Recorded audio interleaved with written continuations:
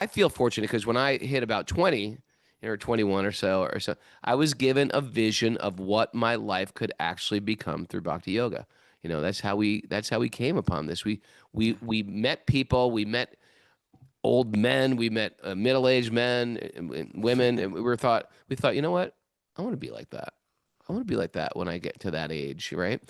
And all along that vision, Bhakti gave me the tools to do it. It gave me a map. It gave me a process, a morning program, practices, habits, chanting, reading, serving, gathering. It wasn't a random thing.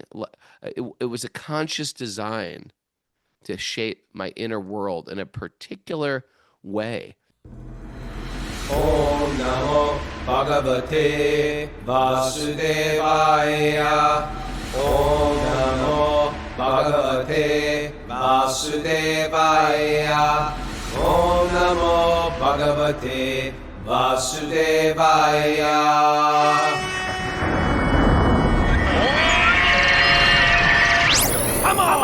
Live from Super Soul Manor. This is Wisdom of the Sages, a Bhakti Yoga podcast with your host, Raghunath, and co-host and senior educator at the Bhakti Center in New York, Kaustubha. Welcome to the show. It's Wednesday, September 17th, 2025. This is episode 1671. Good morning, my friend. Good morning, Raghunath. How are you? Happy Wednesday. Happy Wednesday. Happy Aghāsura to you. I know that you have strict self-discipline you display on you and Mary together on Aghāsura days nowadays. Someone posted this thing on an Instagram thing, Krishna something. It was like all the things you don't eat on Aghāsura. Okay. We usually say don't eat grains and beans. Sesame seeds. Oh my God, there's a million. The million that nobody follows, at least because they just don't know about it. But it's one of these things. I don't think Prabhupada emphasized it, and we lean into what Prabhupada says. Okay. But there's a lot. It's like, I can't find it now. But I was like, okay, eating that. That's, why it's always safe just to fast. In my body type, it's easy to fast, so it's not such a big deal. All right. My body welcomes it after Mara's been cooking up a storm lately, and I need to fast. Good. Shall we check in with Mara G? Yeah, let's check in. How are you? How's your knitting going? She's knitted thousands of miles of scarves. Not that. Her Shravanam scarves are available when you come to Super Soul Farm. They're here. It's true. They're beautiful. Yeah. Thanks. What's up? All right. We have a Sage group registration for the next session is going to start Sunday at 9 a.m. Eastern time. If people want to sign up for the next. Yeah. We also have some Sage group meetups as well. I'm sorry, that starts when? This Saturday? The registration starts on Sunday. On Sunday, okay. Yeah. Normally we pump that up more. We haven't pumped it up. Yeah, I guess that's true. Yeah, and you can go to wisdomofthesages.com to join session 12 of the Sage groups. Okay. And then tonight at the Bhakti Garden in Philadelphia is the Bhakti Recovery Group meeting. And also, did you know next Friday night, Kaustubha's going to be at the Bhakti Garden at 6:30 p.m. Well, all right. And then I'll be not this Friday, but the following Friday. Yeah. You going down there for the day? What's going on? Philadelphia. I'm going down there. Rath Yatra. Yeah, for that night before Rath Yatra, the Friday night, I'll do a program at the Bhakti Garden. Nice. And then the next day is Rath Yatra, where apparently there's going to be a Wisdom of the Sages table set up, and I'll do the Q&A there. And I invite you to come down, and you and Mara, both of you. I'm not going to go. All right. I travel so much, Baba. It was I an need to just invitation. chill. Thank No you. pressure. No pressure. I need to just chill, garden. This is how I ground myself. Yes. How much gardening does he really do, Mara? Tell me the truth. He does a fair amount. He doesn't do the weeding and like sort of regular upkeep, but he does the big projects like building a new garden bed, fixing the fence, the bigger things. Nice. Yeah. We have a good team actually. He We builds the agree. garden beds for me and I plant them up. Weed whack, Yeah. perhaps, because you Who know what a does the weed whacker is? harvesting? You know what a weed I whacker is? harvest. I know what a weed whacker is. Do you? Have you ever used a weed whacker? I don't think I ever have. No. That's I never funny. have either. Go through his whole male adult life. You've never used a weed whacker. You're not going to weed whack shame you.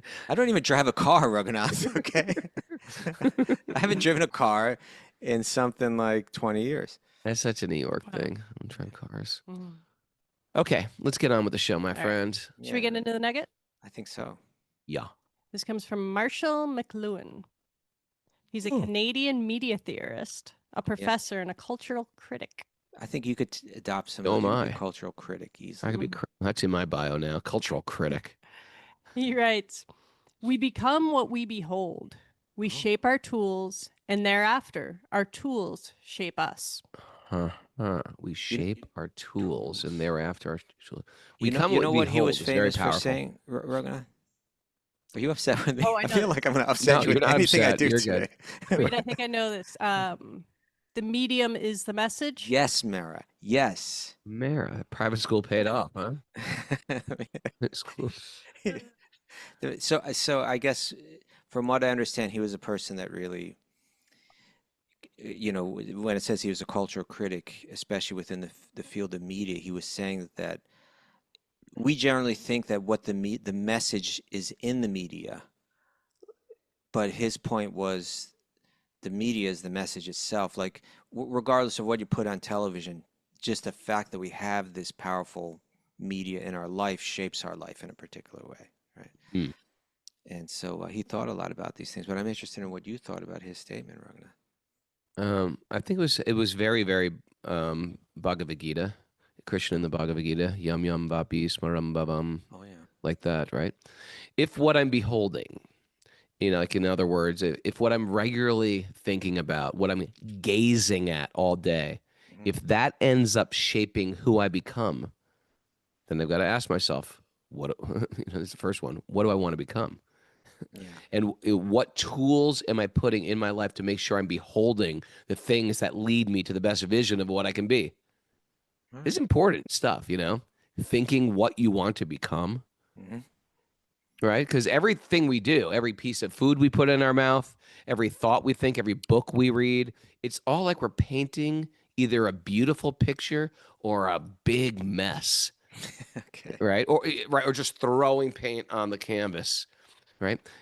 I feel fortunate because when I hit about 20 or 21 or so, I was given a vision of what my life could actually become through Bhakti yoga.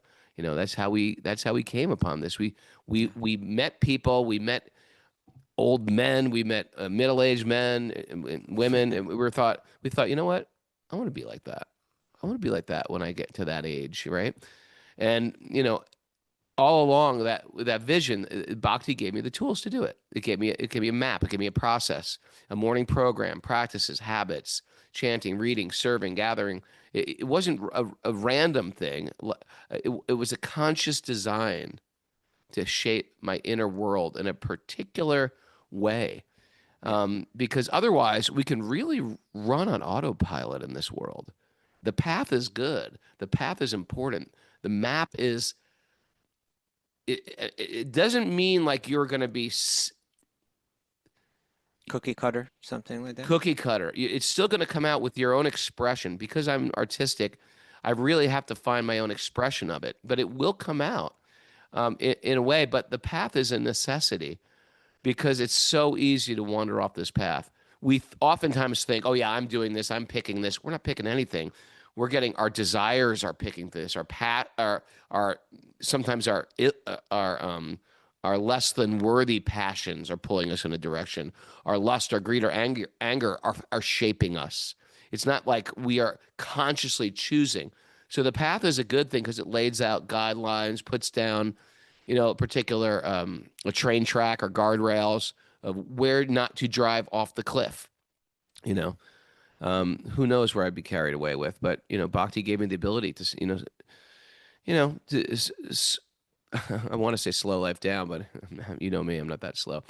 But just say, this is what I want to behold, and these are the tools I'm going to use to become shaped that way.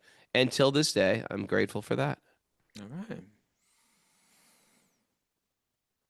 Kaustubha? Kaustubha, please share. Yes. I'm with you, Raghunath. I'm with you 100%. I agree with what you're saying. I think that, and I think I agree with, in a sense, with what Marshall McLuhan says. McLuhan.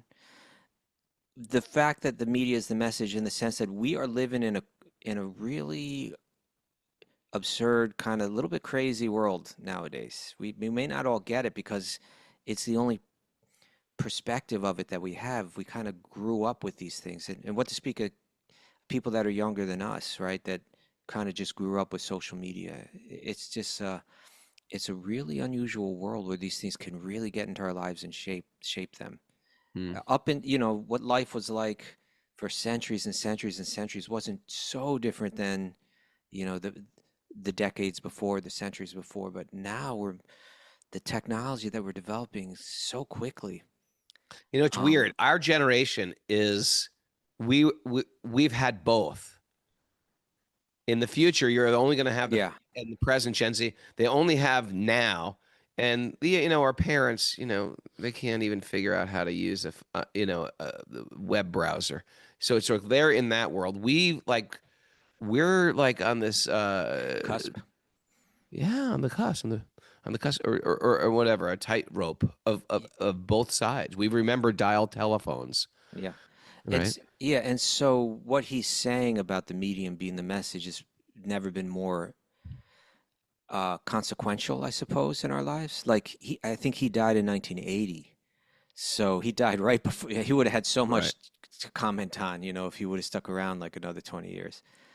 But it is very consequential. We do need to be really careful. The Bhagavad-gītā, I'm in the midst of this Bhagavad-gītā collective thing now. We're reading the Bhagavad-gītā. We're a little more than halfway through, and you see when Krishna says that, what you referred to, Raghunath, when he says, whatever it is that you're meditating on, that's what you're going to become, which is really profound.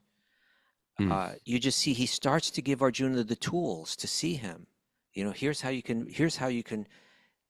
Here's the tools that you need so that your mind is always going to me. That was like in Bhakti, that's what we understand as the ultimate tool that we need, right? How will I remember Krishna? How will I keep my mind focused on that highest? What is my aspiration? Let's define that. I think these are things you're saying, like we just go with the flow. We might even hear, like, let's say amongst our listeners, right, which is a group of, I don't know, 10, 15,000, maybe 20,000 people, something like that. You have people in all different gradations of like their interest in this path, but you have to come to a point where you say, what does this all mean? Am I just like a casual listener to this, which is in one sense fine, or am I going to apply this in such a way where it begins to shape me towards the destiny that is most beneficial? Or do I just go with the flow? Do I just get shaped by it? And not just shaped by the media that we're consuming, but in other words, I need to make a very conscious decision. And let's say I decide I like that Bhakti vision. I like the idea of becoming an even-minded, sage that has this deep meditation and connection to God within, and is feeling these divine feelings within, and able to represent that like wherever they go. Yeah, I really love that vision. Well, what's it going to take to get there? Then you have to say, what will the tools be? What am I going to take into my life? You mentioned morning program, which, like in moving to a temple, there was a very established morning program.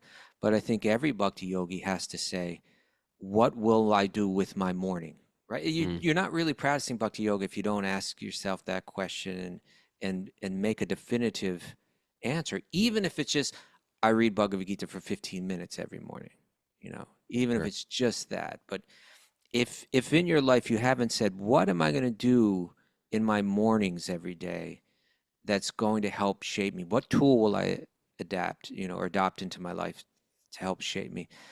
Then this isn't going to really go anywhere, And I think we all have I think we've become weakened by the world we live in the media that we have. It's weakening our determination. It weakens our, that kind of conviction that one needs to change. And so we look at things, we get attracted to the path of bhakti. We say, well, there's my family, there's my friends, there's my workplace, all of these things inhibit me from practicing this fully or openly or with greater determination. They kind of eat away at my determination, maybe. And then there's all my time wasters in life. There is this kind of addictive media that I'm stuck with. Mhm. There are different habits that I have. Are they favorable? If that sage of steady mind is the person that I want to be, what is it that's got to change? And I'm going to have to make definite decisions, and I'm going to have to adopt certain tools, at least take some steps. What is the next step? If we don't, then we're just going to get molded by the media itself, and we're going to regret it. We're going to, as we age, we're going to be like, why am I wasting this time? Why didn't I just have a little bit more backbone, a little bit more determination? I mean, it is probably so prevalent, if measurable, how much the media creates our so-called personality. Yeah. The way we dress, the way we think, our language, the way we treat other people. Yeah. That we don't even realize it. Imagine what it was like, in the early days of America and, the 1700s. Like, what shaped us then? What was, was it just like our neighbors? A few books that we read? Nature. Yeah. Survival. Or just like family traditions. But now there's like this external force that's like in your hand, and it's just like creating you. It's so crazy, huh? It is crazy. So and so again, that's why we need to make you said something like about like just a certain conscious determination of what I'm going to how I'm going to be shaped. I will determine how I'm going to be shaped, not some external ridiculous monetized media kind of garbage. I'm going to determine what it's going to be. And then you make those steps. Like it. Yeah. All right. Let's see where this pops up in the Śrīmad-Bhāgavatam today. This little nugget. Let's see where this is coming from. What's going to have to do with Aghāsura, this big old snake, where his somehow he's going to tie this very deep philosophical truth into a giant snake. Yeah.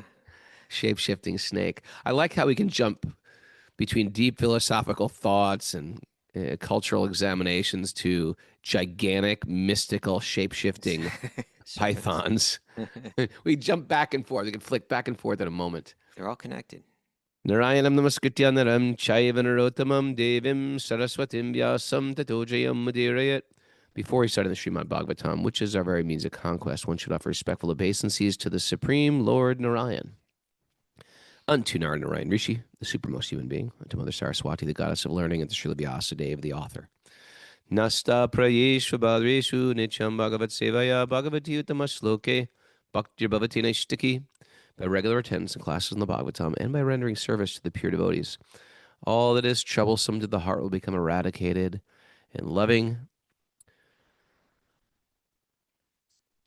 What's that? Loving service to the Supreme Lord, who is praised with transcendental songs, will be established as an irrevocable fact.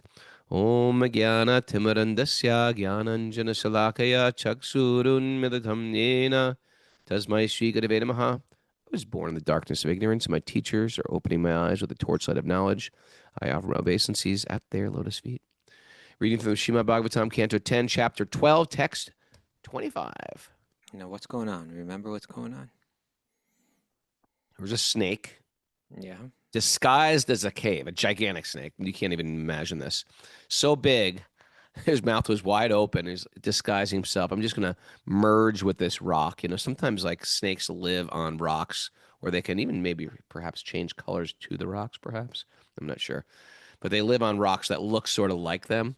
And so this snake was just doing just that. And he's disguising himself as a cave. And he's sitting there with his mouth open. And Krishna and all his friends are getting close. They're like, all right, let's explore this cave. And they were thinking, wait a second. This ain't a cave. This is... snake. Appears like a giant snake with his mouth open, disguised as a cave. That's what it appears to be. But then immediately they became fearless because they're like, well, we do have Krishna with us, and Krishna is all power. No one can seem to harm Krishna. Again and again. Right? And their fear just sort of melted away. And this is again and again, this idea of when we add Krishna to our life, the temperature, the high flaming temperature of anxiety that we suffer with in this material world, it starts to be pacified. It starts to melt our fear away. And even though it sounds like, well, how can that be? Our whole philosophy is sort of based on that. To the degree that we let God in our heart, our anxiety starts to drop. If for no other reason alone, like we should have so many people that aren't even devotees, because it's something, it's a measurement. Any religion, I think, it's the same thing. Once you accept God in your life, a lot of your anxiety just goes away. I'm not saying fully, but some people dramatically, right? Yeah. Doesn't it seem like even seculars should just get on board with whatever you guys are doing? It's working in the anxiety department, right?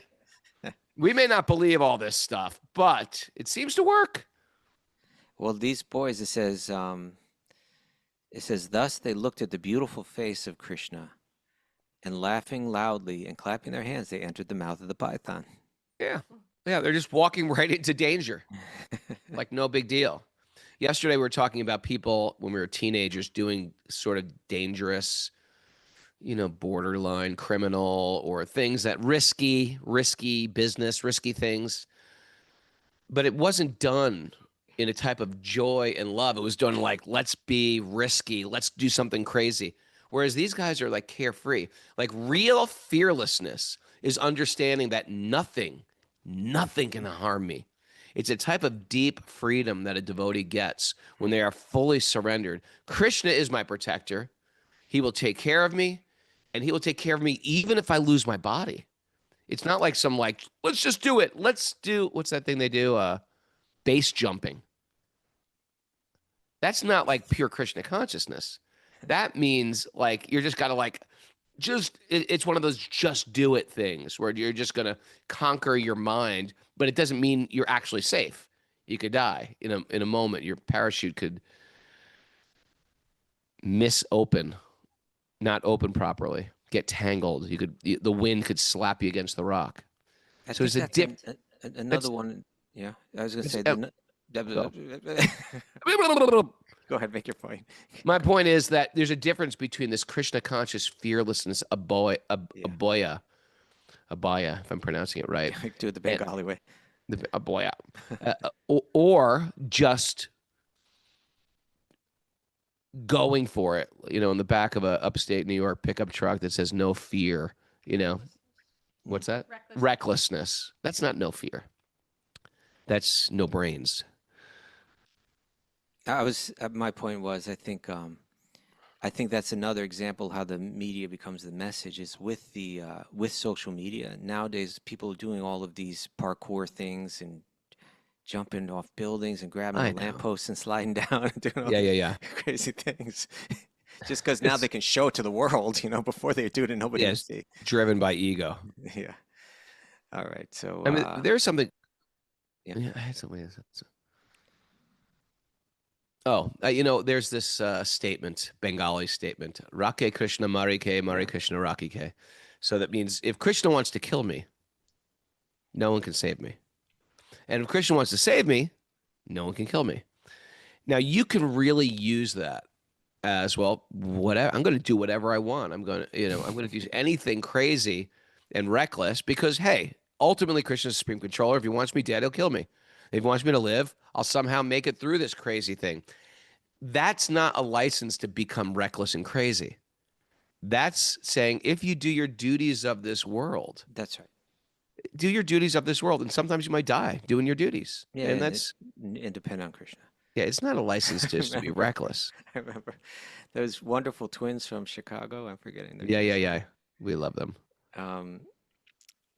They're both in the medical fields, they seem like these wonderful, they seem like young little children, don't they? Young ladies. Yeah. They are sort of right out of the Krishna book or something. They're right out of the Puranas, these two. But they're like these medical researchers, they do all this deep medical research, and I don't know if it was into cancer or something like that. And I was asking them about all this research they do, and it was really deep stuff, And I said, wow, it's such a responsibility that you have and an incredible and important work that you're doing. And then one of them said, well, ultimately, if Krishna wants to save them, he'll save them. And if Krishna wants to kill them, he'll kill them. I said, okay, just don't, just, just don't tell that to your funders,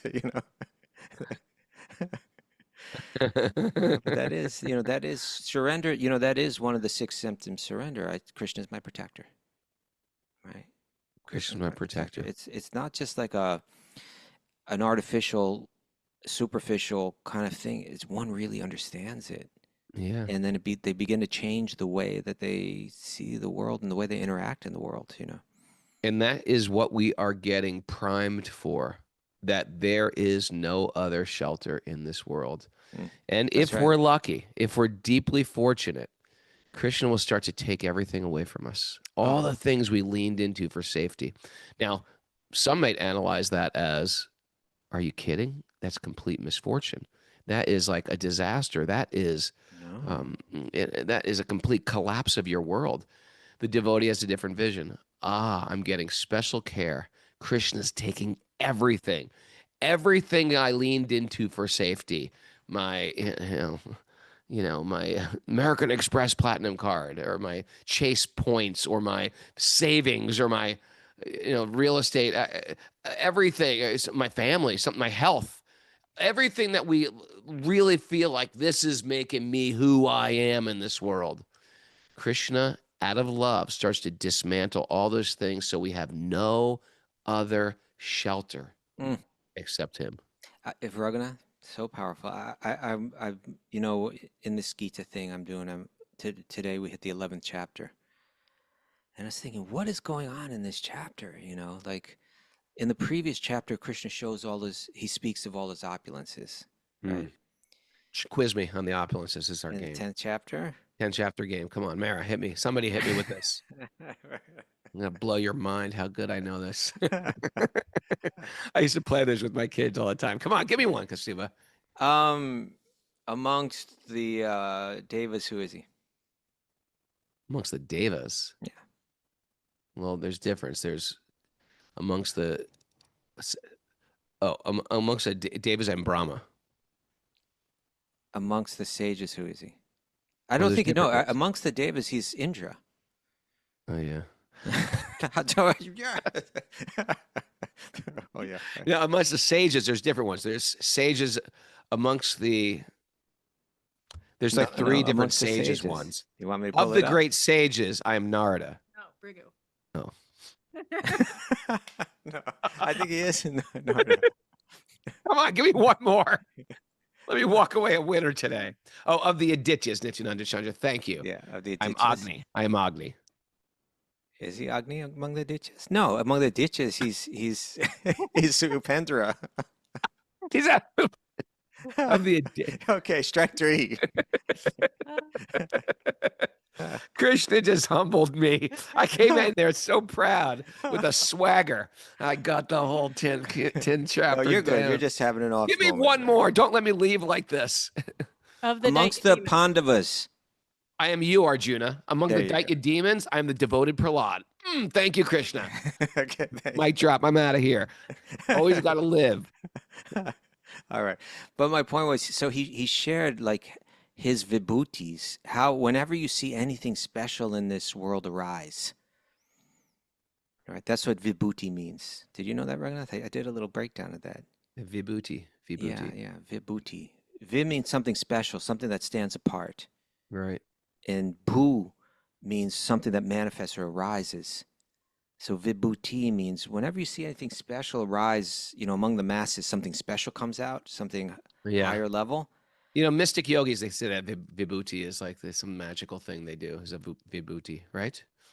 They talk about their special powers they can special powers. I pulled a like shalagram shila out of my mouth, something like that, a vibhuti. Yeah, so Krishna's saying wherever you see anything special manifest in this world, know that I'm the one, that it's actually my power shining through that person or that thing, right? It's all coming from me. And so this way you can always be thinking of me. And so he said in these chapters previous to 11 how he's behind all the movements of the universe, And then in the 11th chapter, essentially, Arjuna says, well, show it to me. I've heard about it and I accept it. I fully accept it. I have complete faith in everything that you're saying. Can you show it to me? Mm. And then Krishna shows this universal form, the entire universe. And at first it's astonishing and then it's terrifying. And Arjuna says to Krishna, who are you? Right? Like I'm looking at, sometimes we say, they're like, who are you? Right? Who do you think you are? Who are you? And so he says to this Krishna in this form, who are you? And everything in the universe is there. But what Krishna says is, I am time, the destroyer of worlds. In other words, when you think of this universe, you think of the force of time that just shifts and changes and crushes everything. Right? Like that's what this universe ultimately is. We're trying to stay in our little corner of it that's safe and secure and sweet as possible.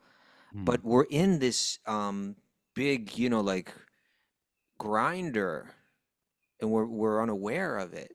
And it's going to take everything that we have and everything that we're attached to, and it's going to grind it right down to powder. But the devotees, because they're attached to Krishna, which is, that they have this eternal connection, they can pass right through it, as you were saying. The daily grind means something different to us, daily doesn't it? It's just like, okay, material energy is just tough, isn't it? Just breaking stuff, crumbling, crushing, pulverizing our lives. The universal grind. How about that? And the universal grind. I like that. Maya's grind. Of women, I am Kaustubha, hot seat. Well, there's quite a few. Their intelligence, fine speech, etc., etc. Fame, fine speech, intelligence. Rise and grind. Sarah Ditto coming through. Yuga grind. That's our new thing, right? Coming up with cafe names, coffee house names. Yeah. The universal grind, the Vishva grind. The universal grind. I like that for a coffee shop. All right. Okay. All right. Text. What's 20. next? 25. The Supreme Personality of Godhead, Sri Krishna, who is situated as Antaryami, like that song. Antaryami? That Ram song I sing. Antaryami Sabka Swami. Tu Antaryami Sabka Swami. You are the Swami. Where did you get this song? Where did you find this one? Tu etuke Radha Kasham. Hey Ram. Hey Ram. Come on. Okay. Kaustubha hates the fact that I'm a Hindu. No, I don't. We are not Hindu. It drives you crazy. Had nothing driving me crazy at all, Raghunath. I just asked where you heard that song. I heard you want me to be crazy. I heard it from Jagjit Singh and Jagjit and Chitra Singh. It's like a hit. All right. The Supreme Personality of Godhead, Sri Krishna, who is situated as Antaryami, the super soul in the core of the heart, of everyone's heart, heard the boys talking amongst themselves about the artificial python. Unknown to them, it was actually Aghāsura, a demon who had appeared as a python. Krishna, knowing this, wanted to forbid his associates to enter the demon's mouth. In the meantime, while Krishna was considering how to stop them, all the cowherd boys entered the mouth of the demon. The demon, however, did not swallow them, for he was thinking of his own relatives who had been killed by Krishna and was just waiting for Krishna to enter the mouth. Okay. Right? His relatives were Bhakasura and Putana. Right? Avenging the death, right? Krishna saw that all the cowherd boys, who did not know anyone but him as their Lord, had now gone out of his hand and were helpless. Having entered like straws into the fire of the abdomen of Aghāsura, who was death personified, it was intolerable for Krishna to be separated from his friends and cowherd boys. Therefore, as if seeing that this had been arranged by his internal potency, Krishna was momentarily struck with wonder and unsure what to do. Now, what was to be done? How could both the killing of this demon and the saving of the devotees be performed simultaneously? Right, because if you kill the demon, if you're inside that demon when it gets killed, it's not good for you. Krishna, being unlimitedly potent, decided to wait for an intelligent means by which he could simultaneously save the boys and kill the demon. Then he entered the mouth of Aghāsura. Right on in. When Krishna entered the mouth of Aghāsura, the demons hidden behind the cloud, the demigod, I'm sorry. Let me try that again. When Krishna entered the mouth of Aghāsura, the demigods hidden behind the clouds exclaimed, "Oh, alas, alas!" But the friends of Aghāsura, like Kamsa and other demons, were very jubilant. So again, the background of all of this is that one whole reason why Krishna appeared, but the external prominent reason was to rid the earth of all these demons that have taken birth in all these different royal lineages. And so the devas are counting on him to live and survive and take care of them all. Sure. And here's this big, powerful one that's taken the form of this incredibly huge snake. And oh no, he walked right into it. He walked right into the trap. This is going to this is going to ruin the whole plan.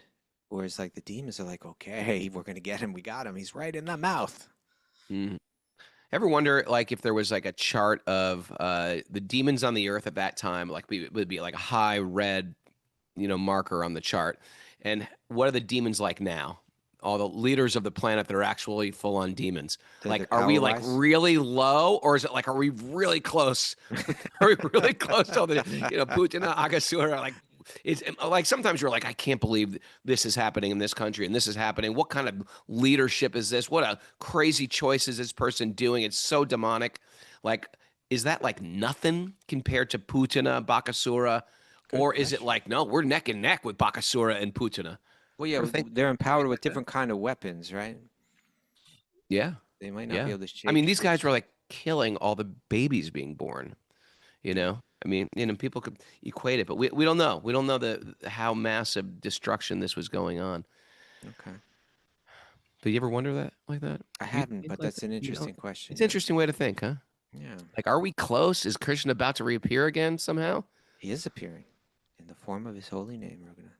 Thank you, Buddha. What did you call me? Buddha. My son. Please continue reading, my son. Be peaceful and read on. Oh, Krishna. Fear not the demons. When the invincible Supreme Personality of Godhead, Krishna, heard the demigods crying, "Alas, alas," from behind the clouds, he immediately enlarged himself. Now, Krishna can do this within the demon's throat, just to save himself and the cowherd boys, his own associates, from the demon who wished to smash them. That's the one way you suffocate. You suffocate right in the throat and you expand. Yeah. Can you name another time, Mara, that Krishna got in the throat of a demon? Got his fist right in there in Keishi. Yeah, that's what I was thinking. He punched the horse demon. Yeah, Keishi, the horse demon. He put his fist right in the throat. That hurts. Sounds horrible, doesn't it? Yeah. Well, you know what it is? It's not horrible. It's wonderful. Because Krishna, when you get killed by Krishna, it's only good things That's happen. the T-shirt. Krishna, please punch me in the throat. That's the name of your coffee shop. Like, I'm going to not have coffee here tonight. Punch me in the throat, coffee. Then, because Krishna had increased the size of his body, the demon extended his own body to a very large size. Nonetheless, his breathing stopped. He suffocated, and his eyes rolled here and there and popped out. Ew, what a ghastly scene. That sounds ghastly. The demon's life air, however, could not pass through any outlet, and therefore it finally burst out through the hole on the top of the demon's head. Interesting, because they say there's 3 places that the life air leaves from. Yes. In the mode of ignorance, through the anus. Sometimes when people see in that tunnel, I see a light at the end of the tunnel. I see a light at the end of the tunnel. Oh, I'm so sorry. No, that's not a good thing. No, not necessarily. Not necessarily. Okay. That might be. We don't know that they're passing through. They're all tunnels. They're all tunnels ultimately. Okay. But the light through the mouth, that's another way. And then through the highest is through that point where the Sika, that tuft of hair, where the Yamaka goes, right? That's the right. What's it called? The Brahma Rudraksha. It's called the Brahma. There is a name, the name for that Marma point, where the soul leaves from. It's that soft little place where the babies, right? Yeah. like if Kaustubha had more hair. Raghunath, you could have tried to get me on hair. Nice try, man. No, It's not that lush, guy. You just lean a little forward and look into the camera, and you'll see.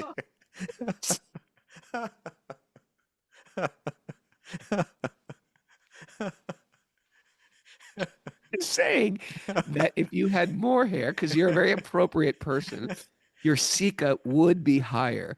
Okay. Because your hair is thinning, unlike other other co-hosts of this.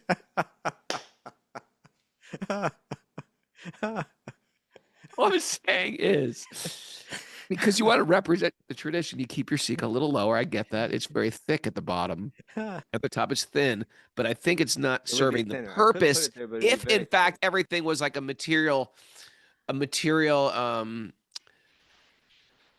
act you had to do to evolve. Krishna he's going right through the bald spot for you and going right to. Maybe it's just clearing the space for me. Maybe it's a good thing. Or maybe he's clearing space. Maybe your space is clear. It needs no tuft of hair to protect that. Okay. But Krishna appreciates your devotion. He appreciates your lower sika. And he is going to personally grab your soul and bring it right out the skull. That's how I feel about you. Okay, thank you very much. That was actually all a compliment. You have a way of giving me special compliments. You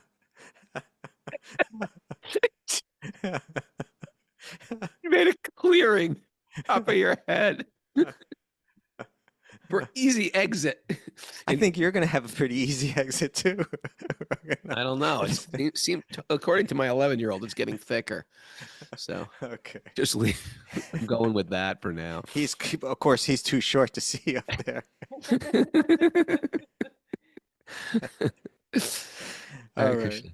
Okay. When all the demons' life air had passed away through that hole in the top of his head, Krishna. So that's a good thing. Aghāsura is dying like that through the top of his head. Well, this is gonna be an auspicious death for this snake. It sounds very auspicious. Yeah.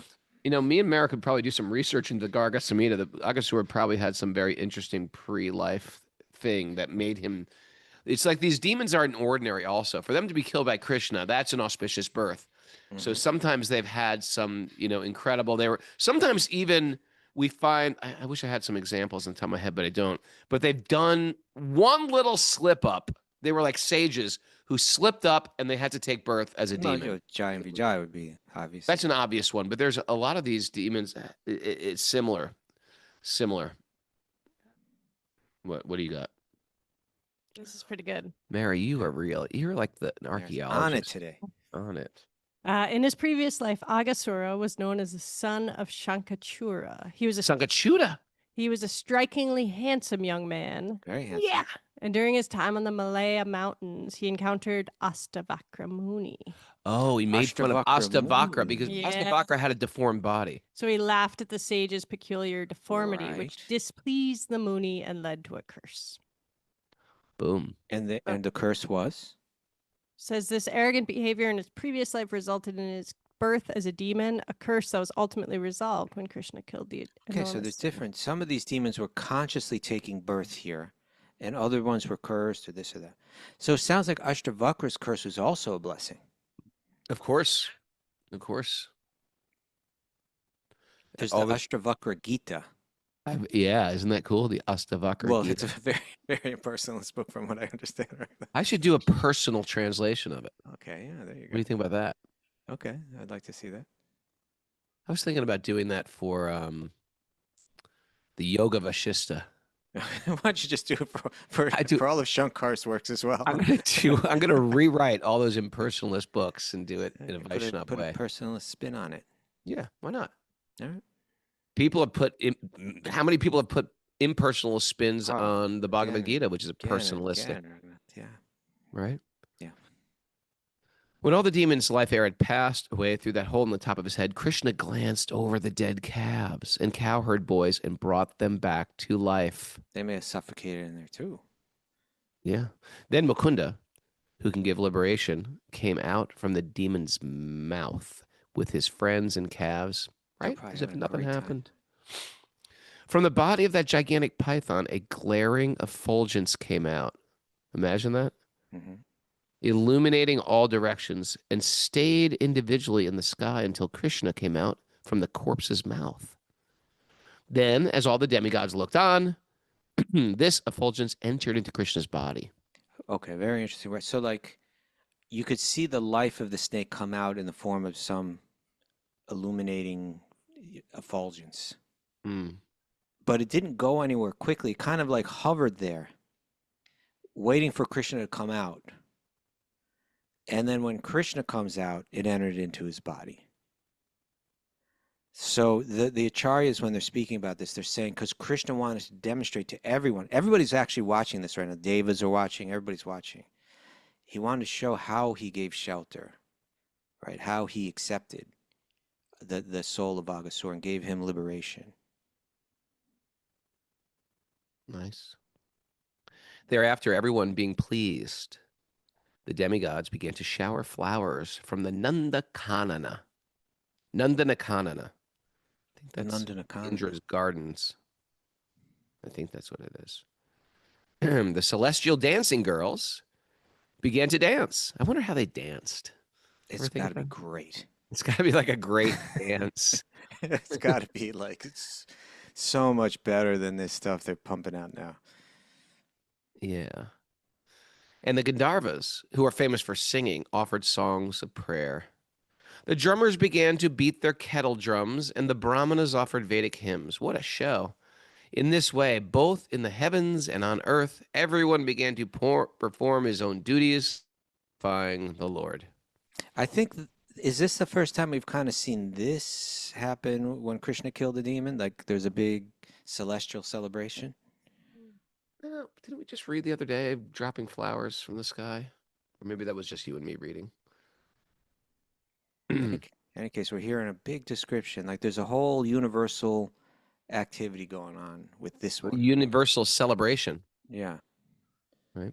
When Lord Brahma heard the wonderful ceremony going on near his planet, accompanied by music and songs and sounds of joy, joy, he immediately came down to see the function. Upon seeing so much glorification of Lord Krishna, he was completely astonished. See the connection here, Raghunath? When Krishna is being worshipped, it should be understood that the demigods are witnessing all that. Yeah, but Even when you're doing a simple puja in your home, Kaustubha, the demigods are there witnessing, just like, yes, Kaustubha, you keep going. You keep going forward with your worship. Good. Yeah, but what is this foreshadowing, Raghunath?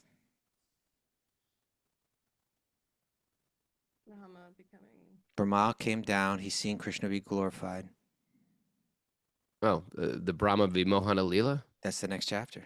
That's do you realize big, wonderful one that we have a few more verses to this chapter, and then we have one more chapter with Srila Prabhupada's commentaries.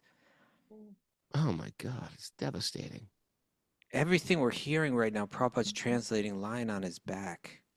Lying on his back, like right on his deathbed, these purports, we should almost like indulge ourselves in reading all the purports. These are Prabhupada's like last words. Why don't we do that next chapter? Yeah. Are we crazy not to? Let's do it. Whew. Punch Thank God. Thank God Prabhupada did the Krishna book. What great foresight to do the Krishna book first. Yes. That's right. The Krishna book is the 10th canto of the Bhagavatam. The 10th canto with purports woven into the stories. And so if you've seen he knew that he might not survive to do the whole 10th canto. He was correct about that. What a hero's journey. Oh, man. Srila Prabhupada. Me, Kaustubha, and Mara, just let it known. We love Prabhupada. We really love him. We really, really love Prabhupada. Really appreciate him. Oh, it's almost time, Mara. Okay. Mara's saying it's almost time. We didn't get to the verse that made it connect to today's nugget, but oh darn, it's all right. It's all right. Did you announce that we're not here for the next few days? We're not here for the next few days. Oh, see, now it's like I really miss it. You know, You're always really excited on Monday morning too, I've noticed. Yeah. That's good. That's Well, I'm good. excited Yeah. to see all my friends. I know you want I to thought, tell I everyone thought you about were what gonna. you've been doing. I thought you were gonna let me have it today, Ron. I thought you were, because when I said that joke about the Danish, you just didn't take it right. Raghunath said that his book has just been translated into Danish, and I said, "Does a Danish come with it?" And then you looked over me like, "What is the matter with this guy?" I was like, "That was a nice little joke." You looked over What there. is the matter with this guy? What? Now he thinks that's funny. No, yeah. It did At sort first- of strike me weird at the. I just, That was a nice joke. Does it come with the Danish? That's a good yeah, I joke. know. You could have said, "Wow, your book got translated into Danish. That is good." Instead, you like took it way off subject and threw in some It's type cute. of It was a cute thing. pastry. Pastries. I love pastries. Yeah, I thought you would like that. All right, you ready for some takeaways? Yeah. Okay. What tools am I putting into my life to become the best version of myself? Yeah. What are the tools going to be? I'd be curious. Do you like doing, or should we still be doing nuggets now that we have a new format? I think like our nuggets are nuggets. important. Well, I know that. I know they're important. I came up with the idea. I don't think you did, but anyway. I did. I totally did. I'm the nugget guy. Okay. But All right. I'm curious if now with the new format, should we just be reading every day? I'd like to take a poll on this. I'd like to get a survey monkey. Nuggets Going. are gold, Achita says. Nuggets are gold. Okay, first Cheetah. one. Okay, all right. You can say it the other way if you want. If you want to put it up Nuggets the are other way. gold. I dig the nugs. They're Ma ditto. Okay. Take the nuts, nuggets. Nuggets, Martine. Okay, all right. I guess just, nuggets make things relatable. I love nuggets. Chuck You know. loves nuggets. Yeah. Okay. All right. Beware the media that shapes us. Beware of the media that shapes this. Yeah. Come on, give us an anti-media rant right now. Oh, the media. Mainstream media. Consciously craft a morning program. Consciously craft it out. When we add Krishna, our fear and anxiety melt away. Okay, you can just stop on the message board for now. We get it. We all love the nuggets. I did ask. I wasn't against nuggets. I was just throwing out the question. More nuggets coming. More nuggets are coming. All right. Real fearlessness is understanding nothing can harm me. I'm not anti-nugget. I'm just asking the question. That's all. Raghunath, nobody's accusing you of being anti-nugget. He's gone. He's shifted. He's disturbed again. He's getting upset. Nobody's said anything against you. Everybody loves you, Raghunath.